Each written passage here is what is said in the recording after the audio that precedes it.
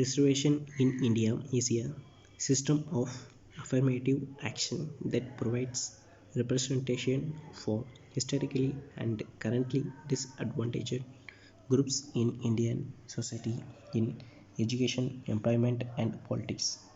Enshrined in Articles 15 and 16 of the Indian Constitution, it allows the Indian government to set quotas to ensure any socially and educationally backward classes of citizens is properly represented in public life.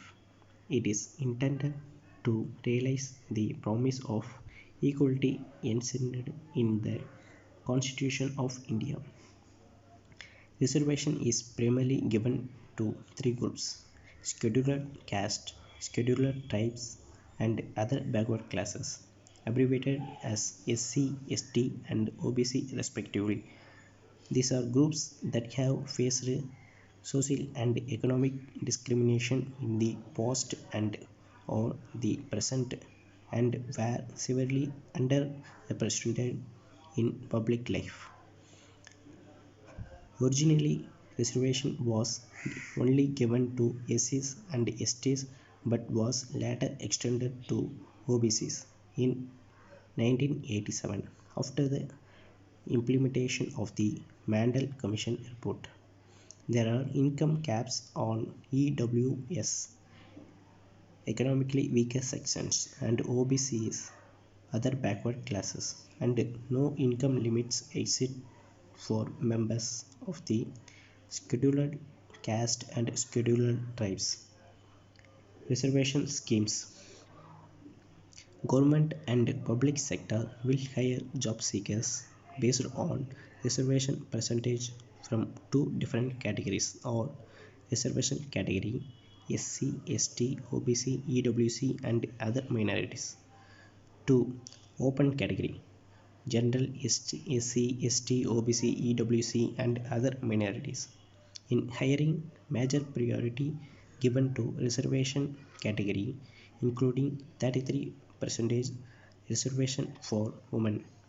Priority in hiring is given by other minorities: women, ST women, SC women, ST men, SC men, OBC women, OBC men, EWC women, EWC men, and then after open category will be considered. Government and public sector hiring based on merit in open category, and one more anomaly here. For example, priority in hiring will be given by other minorities: women, ST women, SC women, ST men, SC men, OBC women, OBC men, EWC women, EWC men, and then general if they are equally eligible. For example, having same marks or rank. The 1993 Supreme Court ruling in the Indira Savni case said that reservations in job promotion are unconstitutional or not in accordance with the political constitution but allowed its constitution for 5 years. In 1995, the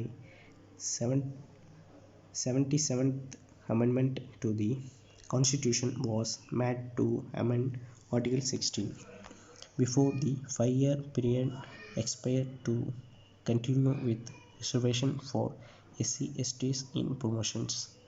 It was further modified through the 85th Amendment to give the benefit of the 81st Amendment was made to the Constitution to permit the government to treat the backlog of reserved vacancies as a separate and distinct group, to which the ceiling of 50% did not apply.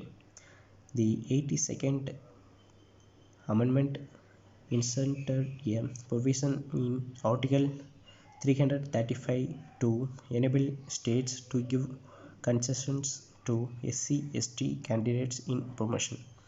The validity of all the above four amendments was challenged in the Supreme Court through various petitions clubbed together in M. Nagaraj and others vs. Union of India, and others, mainly on the ground that this altered the basic structure of the constitution.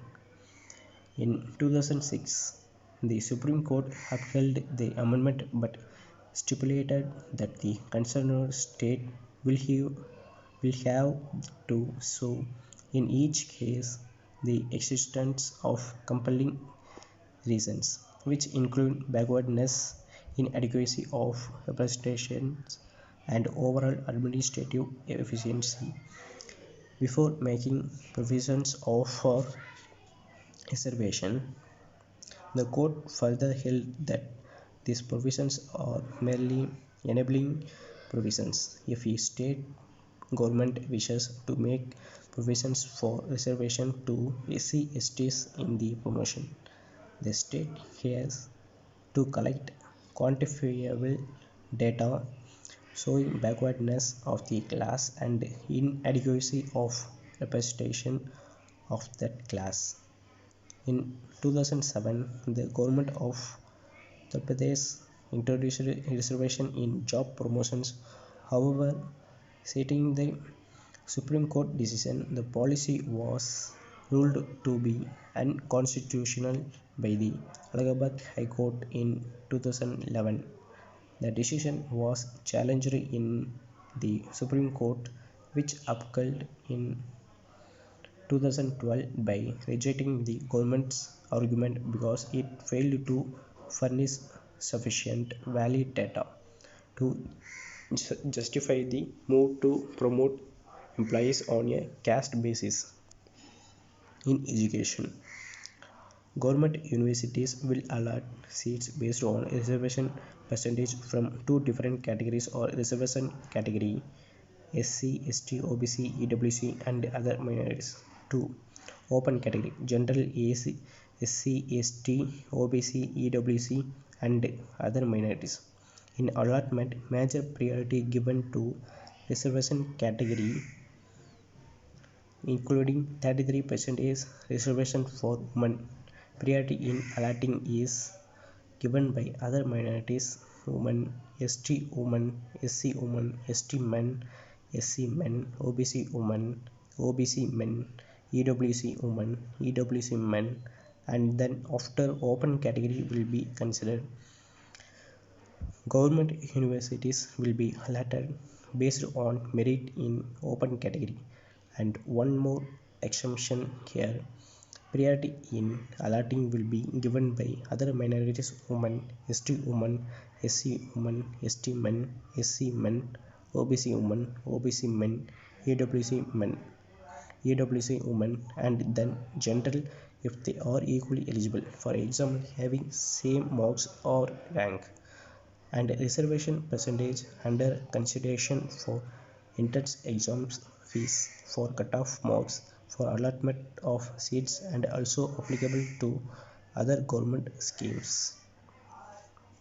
Terms of reservation policy: the first are the scheduled caste.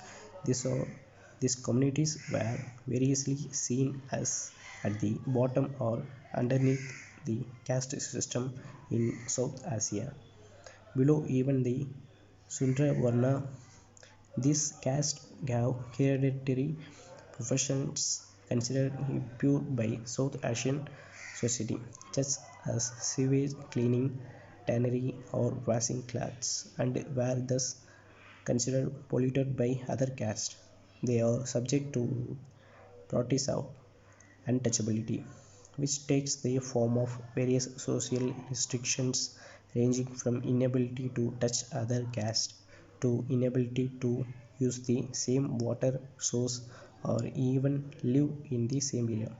Historically and even now, they were barred from entering temples and other places of worship and sometimes were not allowed to use the same roads. Today, many of these castes, as well as following their traditional occupations, are also landless agricultural laborers. They are much more begin than all other castes on economic indicators like poverty and literacy. They make up around 220 million people, 17% of Indian population. The next group are the scheduled tribes. The definition of this group varies, but the criteria for the scheduled tribe indication of primitive traits, distinctive culture, geographical isolation, shyness of contact with the community at large, and backwardness. Most of these groups are considered Adivasis and the original inhabitants, while others are nomadic tribes who were notified as criminal tribes under British rule. They range in modes of existence from subsistence agriculturals who have had interaction between the outside world to hunter-gatherer groups still in the jungles. They have suffered from exploitation of their land by the British. However, in the northeast, many of the tribes are relatively better off and interact much more with the outside world. There are around 100 million people, around 8% of the people. Examples include the Bodo, Gondi, Banjara, and Santal. The third mad group or the other backward classes. They were not originally in the reservation scheme, but during the premiership of Moraji Desai, the Mandel Commission studied all the communities in India to find what caste were backward compared to the general population. Based on 1931 census data, the estimated 52% of India's population belonged to castes that were backward due to various socio-economic factors like wealth or jobs performed.